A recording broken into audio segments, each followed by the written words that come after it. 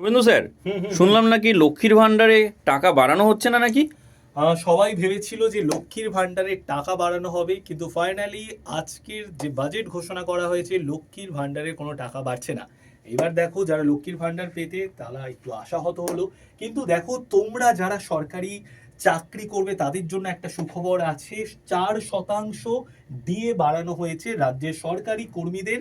তো এখন বর্তমানে 18% ডিএ কিন্তু বেসিক পের পাবে। তো বেসিক পের 18% ডিএ রাজ্যের সরকারি কর্মচারীরা পাবে। আর তাছাড়া পথশ্রী প্রকল্পে প্রচুর টাকা, প্রায় 1,500 টাকা বরাদ্দ করা হয়েছে। বাংলার বাড়ি প্রকল্পে অনেক টাকা বরাদ্দ করা হয়েছে। তো এই সমস্ত কিছু ডিটেলস ইনফরমেশন নিয়ে কালকে আমি আসছি 10টা 15-তে এই চ্যানেলে। এবং 12ই ফেব্রুয়ারি মানে আজকের দিনে যে বাজেট ঘোষণা করা হয়েছে, বাজেট ঘোষণা করেছেন চন্দ্রিমা ভট্টাচার্য। তো সেই বাজেট রিলেটেড ইনফরমেশন আমি তোমাদের সঙ্গে শেয়ার করে দেব। পিএসসির পরীক্ষার জন্য অত্যন্ত ইম্পর্টেন্ট এই বাজেট। এবং আমাদের 2026 সালে বিধানসভা ভোট আছে, বিধানসভা ভোটের আগেই কিন্তু এটাই রাজ্যের লাস্ট বাজেট। তো এই বাজেটের দিকে সবার চোখ ছিল। বাজেটে কি কি ঘোষণা করা হয়েছে কালকে আসছি সেই সমস্ত নিয়ে, সকালবেলা 10টা 15-তে এই চ্যানেলে।